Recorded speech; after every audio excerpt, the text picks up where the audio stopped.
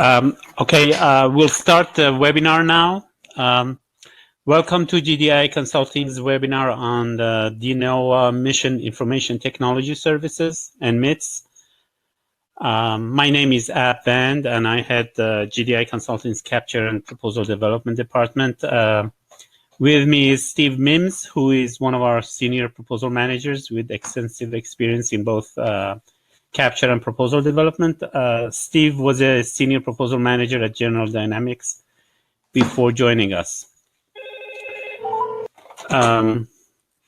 Okay. A few administrative notes before we start.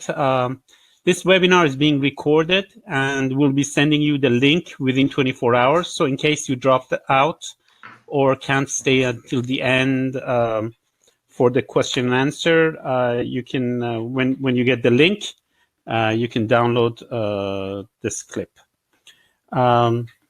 We will hold a Q&A session at the end.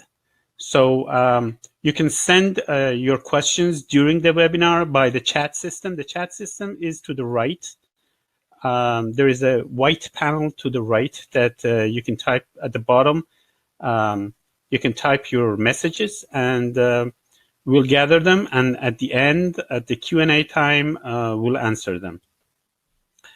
Also, you can download the presentation. On that same white tab to the right, there is a blue button saying download file, and that's the presentation's slides. So you can click on that and download it for further reading. There is also, for your information, a red button to the right with three dots on it.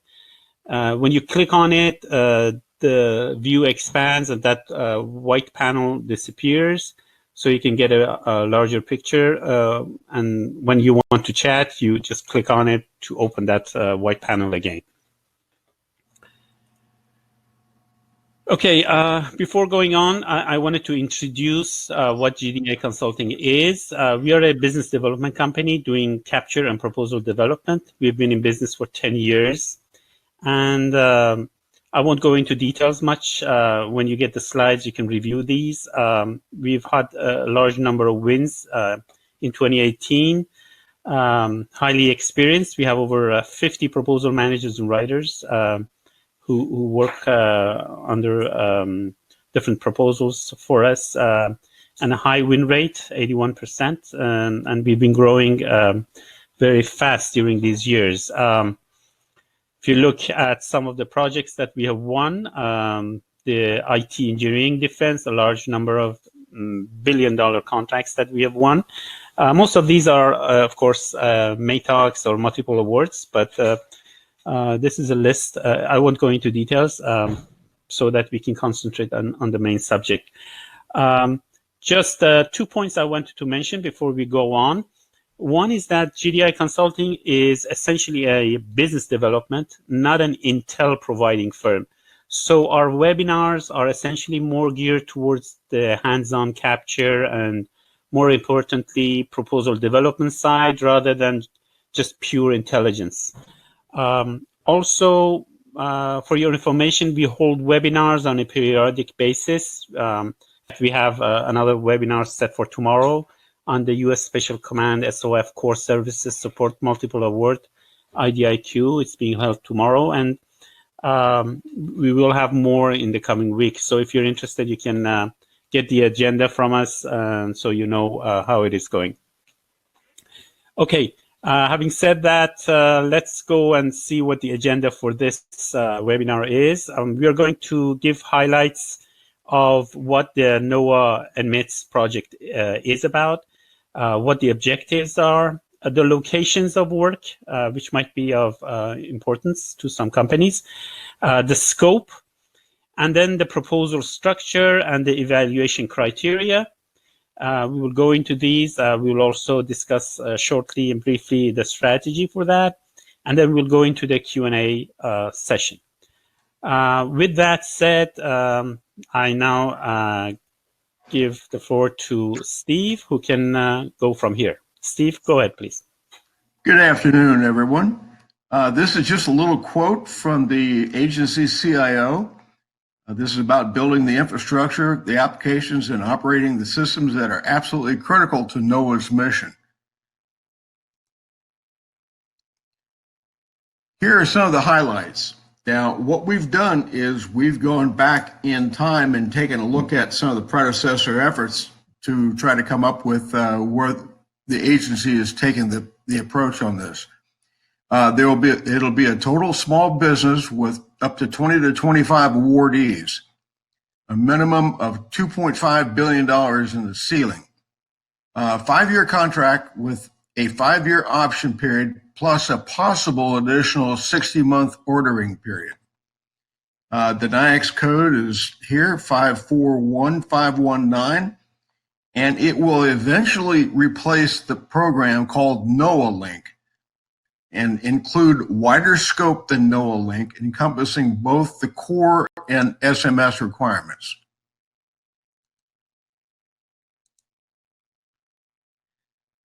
It'll feature all funding types. Regardless of the eventual acquisition strategy, existing 8A requirements will stay 8A when recompeted with similar scope. As of March 5th, NOAA is in the final stages of approvals needed for this effort. The RFP will expected to be out in Q2 or Q3, well, we're in Q3 already. They'll anticipate releasing the solicitation for a period of 60 days and do not intend to release a pre-solicitation. A total small business set aside. Got to meet the size standard at the time of award. So if a vendor recertifies as a large company under IT Schedule 70, they will no longer be eligible to compete for future task orders. There is not expected to be an 8A track. So existing new 8A requirements will not be awarded under NMITS. They will be procured through another GWAC or direct award. NMITS is the replacement for NOAA Link, as I just mentioned. Therefore, all within scope requirements and recompetes will be procured under the NMITS unless market research determines otherwise. NOAA invites all firms to participate in the solicitation, and there's no requirement for prior NOAA experience. There's not going to be an unrestricted track. That means that large businesses will have to join with small businesses under teaming agreements. All team members have got to have an IT 70 because they will procure it through eBuy. Okay, this is IT services only and will not include hardware and software acquisition.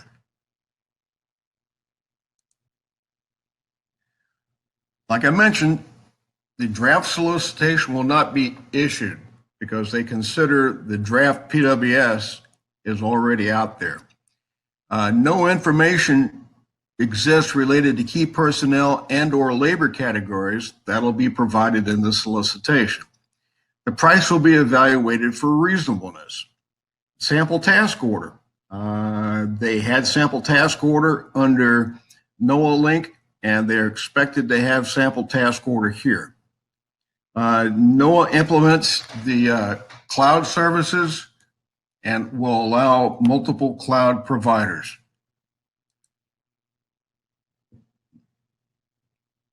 The expanded core services scope over NOAA Link, okay, is listed right here. I won't read them all because we'll present them again in the next couple of slides. So they've got cross-cutting, okay, which will include program management, subcontracted technical support services, call out, surge support, and deployment support services.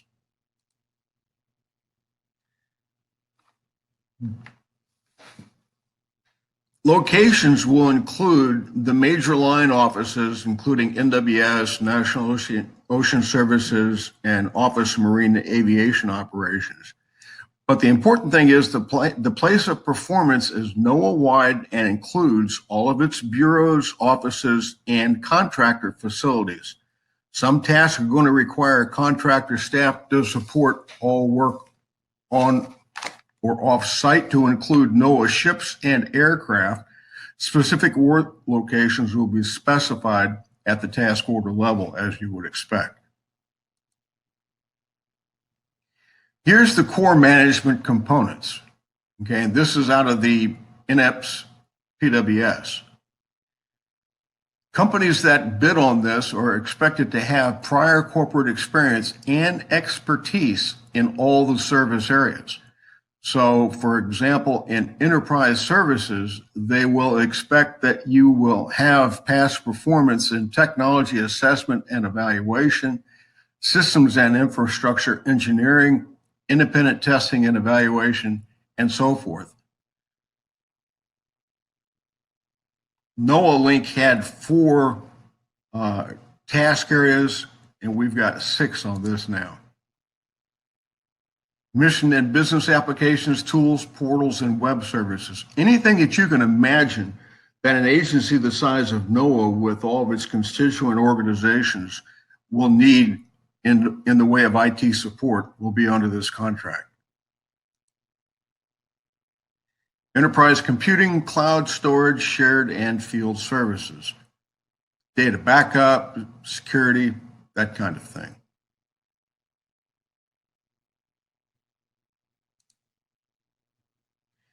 Data and voice network services, which will include collaboration services, network operations, video teleconferencing, installation, operations, and maintenance. The next section would be cybersecurity and information assurance services. They're going to want to develop a security operations center and provide the security services necessary for the organization.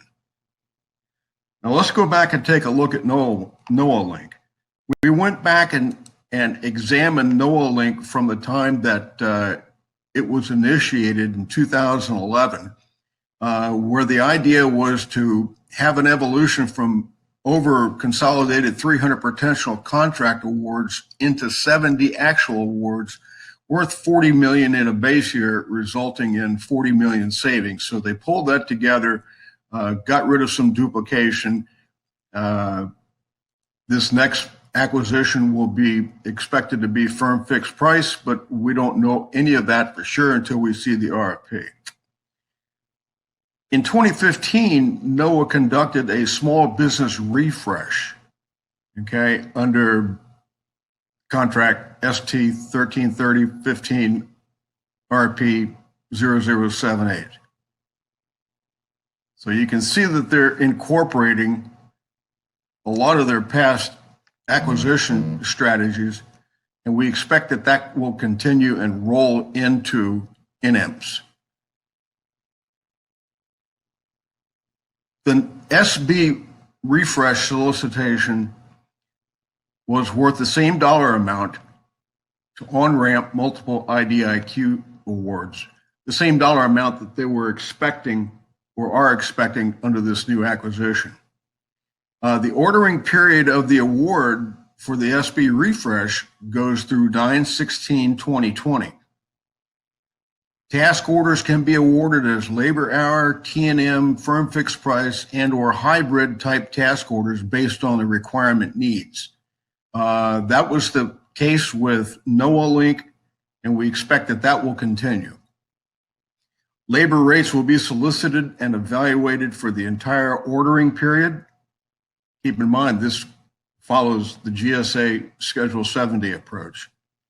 The evaluation will be conducted utilizing an advisory multi-step process, and awards will be made on a best value basis using a trade-off analysis. That's a mouthful. We'll see how it goes. The refresh awardees are the companies that are listed here. And you can see that they had 8A contractors and small business awards. We do not expect to see a separate 8A track for this. And so we go back to NMITS. And based upon the NOAA link SB solicitation section L, we expect that they will have two phases. Phase one will be a statement of corporate experience and corporate capabilities organized by and relating to the 4, now 6 management service components and their respective service areas in the PWS. So they want to know where you've got the real capability to conduct the work and how successful you were in it.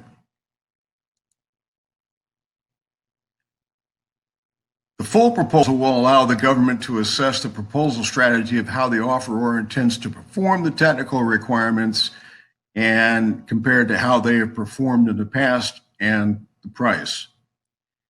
Vendors who are considered unlikely to be a viable competitor may choose to submit a full proposal for phase 2.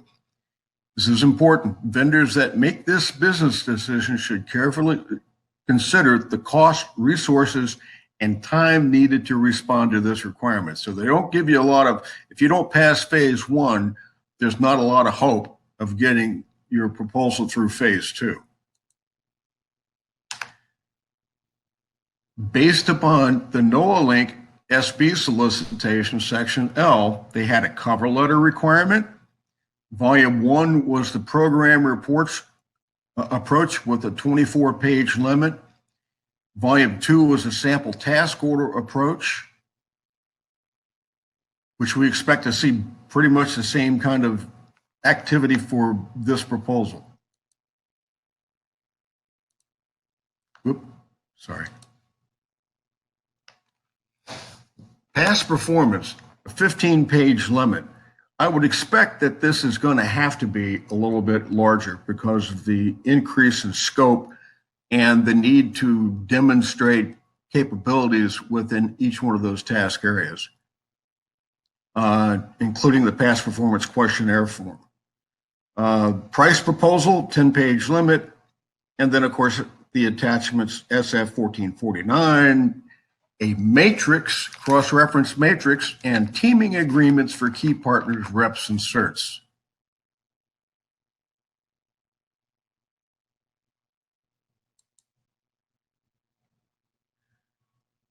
The NOAA link SB solicitation section M included for the phase 1 evaluation factors, corporate experience, corporate capability, and factors 1 and 2 were rated equally.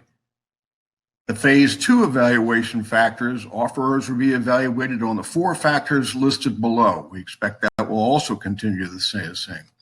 Program approach, sample task order approach, past performance, within 3 years of proposal submission, and relevance are the measures for factor 3. Factor 4, the price. The SB solicitation rated factors 1 through 4 in descending order of importance. The 3 non-price factors, when combined, are significantly more important than price.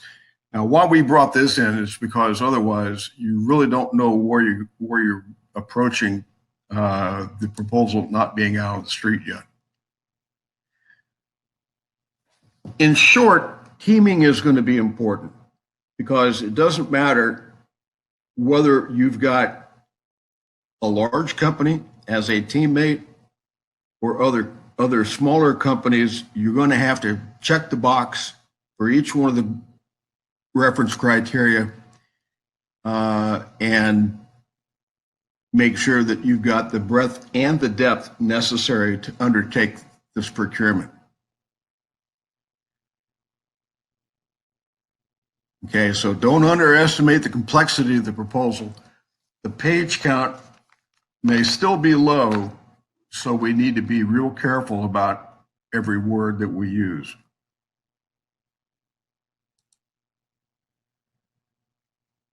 Okay, services we can provide. Free consultation, just make an appointment. I've done all the research into this, and we will share with you everything we learn. We recommend at this point, since we've got time, is to prepare a straw man RFP based on the SB recompete. So when we get into full proposal development, we'll offer services to support a phase 1 and a phase 2 approach, reviewing and the auditing. Staff augmentation, we've got, as Ab mentioned, proposal managers, subject matter experts that we can bring in with experience in NOAA, and agency SMEs.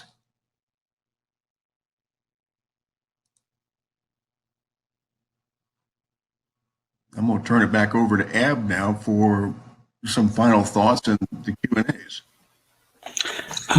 Okay, thank you, Steve. I just want to mention when we say agency SME, we mean SME. Usually we have a large network of retired contracting officers, acquisition analysts, and program managers in each of the government's different agencies. And usually having one of them to sit on the review team is a plus, as they know the pain points and the problems that the government is facing, so they can shape the proposal in a way that will make it more effective and will increase the quality. So these are the different people that we can provide. And of course, if we take full responsibility of the proposal, we do bring those in. If you have the slide, if you download the slide, you'll see our BD guy, Maron Freedy, and my email here, so you can communicate with us or call us. And with that said, we can go into the Q&A session, and I will start reading some of the questions, and we'll decide how to answer them. Okay. Let's see.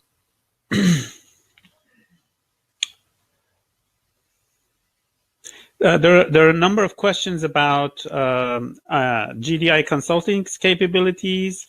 Please do write us separately so we don't take the time of everyone's here about discussing what our capabilities in terms of business development capture are. So I will skip those questions. There is a question with regards to, are you going to be supporting multiple prime bidders? And if so, how are you going to create firewalls? I will answer this, Steve. As a general rule, for single awards, we do not take on multiple clients. For multiple awards like this, if we decide to do so, we do have a full firewall system in place where each team is completely unaware of the other team's project, their system. There's a firewall on our servers, so there's absolutely no way that any of the teams can get information from the others. And we do mention it to each client, whether we are doing a multiple award for multiple clients. So it's nothing secret about that. So if they do give us consent, then we do it. Otherwise, it's a no. There is a question saying, Steve, at this time, my understanding is that NOAA NMITS is only for small businesses, for both CTA and primary sub option, including all subs. Is this correct? Well, there was a question that was asked under NMITS about large businesses supporting this effort. And it wasn't really clear how they answered it, but it leads me to believe that they will allow a large business to support this effort led by, small business. But I think we have to wait for the final word on that, because again, the statement that came out from the government said, so long as the large business follows the rules of GSA 70. So the large businesses at the minimum need to be part of, they have to have a contract under GSA 72. That's the way it appears, yes. Right. Okay, there are 3 questions with regards to tomorrow's webinar. We will send you the link separately for those who want to participate in tomorrow's webinar, so you can register. Okay. Similar question: can a large business subcontractor's past performance be used as a small business prime? Yeah, the only restriction that I saw on the use of past performance was that you could not use individual past performance, which, lots of small companies have the opportunity of doing, especially 8As. So yes, the answer is yes. Yes, and with the breadth that they are requesting, obviously a lot of companies do not have all of that, so a lot of teaming is needed.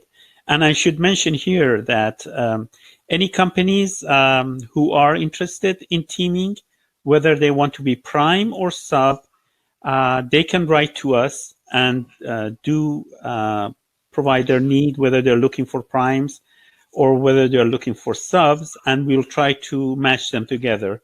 So that's something we can do for you.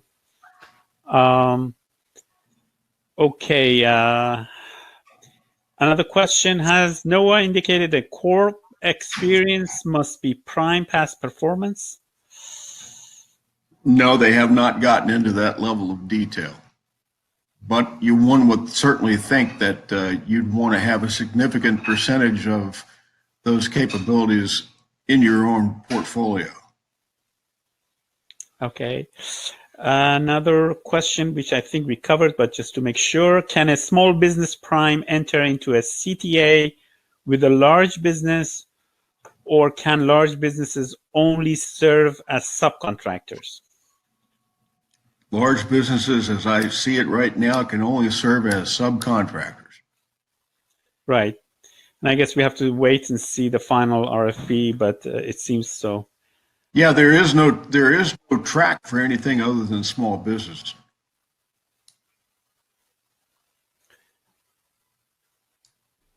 Okay, let's see. Somebody has said that I don't think that the 15-page limit will necessarily change.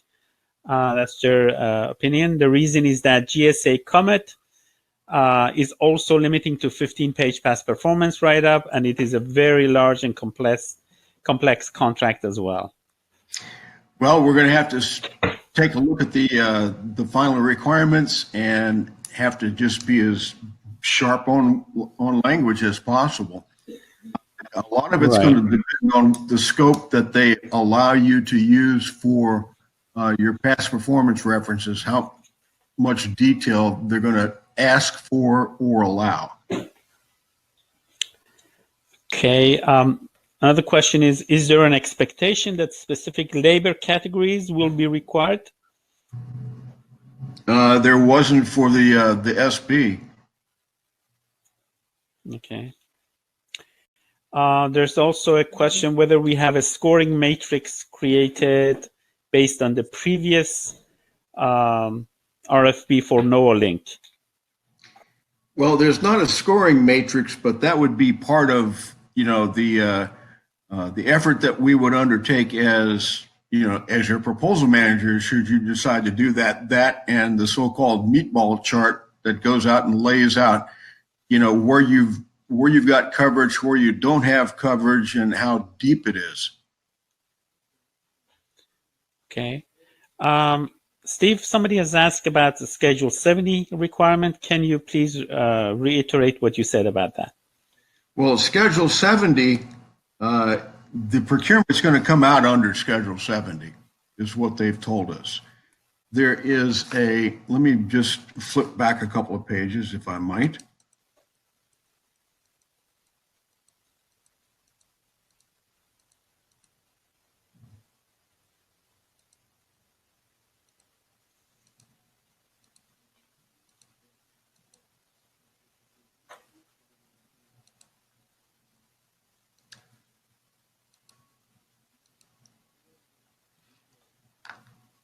All team members must have IT 70s, okay? But NOAA has got permission to use fast lane procedures, and therefore vendors citing NMITS in their fast lane request will be accommodated. Now, that specifically is a little bit open to interpretation, but it's either going to be IT 70 or SIN 13251. I hope that answers your question. It's going to be a real eye-opener when we see the specific requirements. Okay. Next question is, how confident are you that the instruction and evaluation criteria for the NOAA link will be the same for NMITS? Well, the NOAA link evaluation criteria and instructions pretty much stayed the same since the program started in 2011. And I think what they're doing with NMITS is just expanding the scope and bringing in a total small business face to this effort. So I think it's going to be a continuation of the work that was under NOAA link, increasing the scope, as I mentioned, and putting the small business face on it. Okay. We have another question, probably from the OASIS side of the world. Says, are there points for certifications like CMMI, ISO, etc.?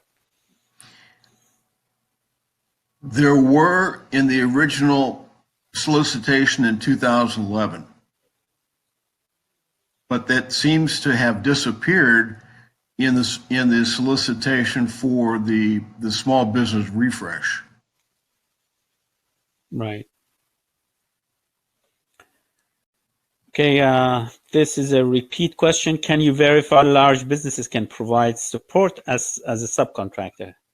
I can verify what I've been able to glean by going through the research in this and my crystal ball to see that, yes, it would really be unreasonable to expect that small businesses will be able to consolidate, combine, provide all these services.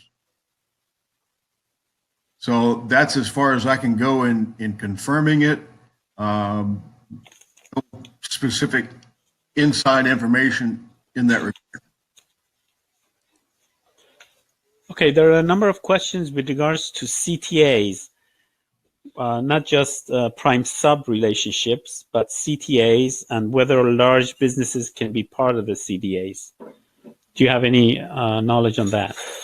Not other than what I said. I think that the government expects that large businesses will have a role in this. That was the whole idea originally. But I think that what they did was they went ahead and decided that there was a question that was asked that's what made the government change its opinion with regard to small business primes to the exclusion of large businesses. And the response simply was they went out and did a survey, and they concluded that there were substantial small businesses that could lead this. Okay. Another question is, do all companies on a CTA have to have all 3 GSA SINs listed? If they require that you have IT 70s, I'd say yes. Okay. With regards to the trade-off analysis that we showed, there's a question, do we have any more detail on that with regards to the evaluation factors? No, because I think this is an evolving situation that is going to require the government to take a hard look at their requirements. The trade-offs, as I mentioned, are a little bit unusual to find that companies will be able to perform all that work. Right. And with regards to the large businesses, assuming that they can actually be part of the team, question is, where is their past performance used? Can you specific, because the question says it wasn't clear for them. Well, I agree that it's not clear. You know, they eliminated. Where am I going? Okay, they eliminated the participation of individuals. They want the credit to go to the companies. It would seem to me they do like any other large acquisition, and to the extent that you use large businesses, that you didn't totally rely on the large businesses. There's got to be a place for it if you're going to allow the teaming to demonstrate that and to show what the large businesses is actually going to do. Okay. Do we have any knowledge about the labor categories that are going to be expected under this opportunity, or are they going to be similar to NOAA Link? You would expect that they would be similar to NOAA Link. NOAA Link's been in use since 2011. And that's all I can say at this point. Right. Guess we have to wait until the full RFP drops to see the exact labor categories, if they've added anything to it. Obviously, those within NOAA Link are mostly needed, but we'll see what's added to it. There are a number of questions on CTAs, but unfortunately, the solicitation is not what we have very clear about it. So I will skip on that because that's all we know about them. Okay. Question is that should we start, assuming that one of the viewers has said, assuming that we want to start the proposal response, should we start putting it together based on the NOAA Link RFP, or should we wait and see how it comes out? Well, I think you need to start planning to be sure that you've got the coverage. We know the PWS requirements. We know that they want you to address every one of those elements, and putting the team together and figuring out where you're going to use them and how you're going to use them is going to be critical in coming up with our approach to the RFP. You're going to have 20 to 25 awards. That's a lot of work. Right. Okay. Somebody has asked about the PWS, where it can be released. We'll send that to them. Where it can be released? Where it can be seen, viewed. Okay. Well, yeah, the PWS is already in FedBizOps. Right. We'll send the link to Andrew. Okay. Another question is, if you're not an IT 70 at this time and you don't have you don't fill a CTA with a prime, can you still be a sub on this opportunity? If you don't have an IT 70, I'd say no. Right. Exactly. Okay. With that, okay, one other question. Can you restate the name of the opportunity, the official title of the RFP?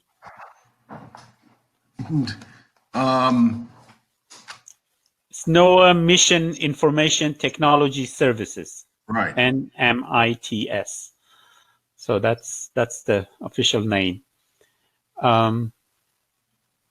Okay, one last question just came in. Can you address the 10-year requirement for Schedule 70? I don't understand the question, but do you understand, Steve? No, but I'm sure that will be addressed if it's being conducted under 70. They'll get to the end of the option period and then exercise options. Right. Okay, thank you, everyone. With that, we are going to close the webinar. As I said, we will be sending the link to the replay by tomorrow. And if you have any questions, please let us know. We can set up calls and then discuss your questions and how to follow. Thank you very much. Thank you, everyone.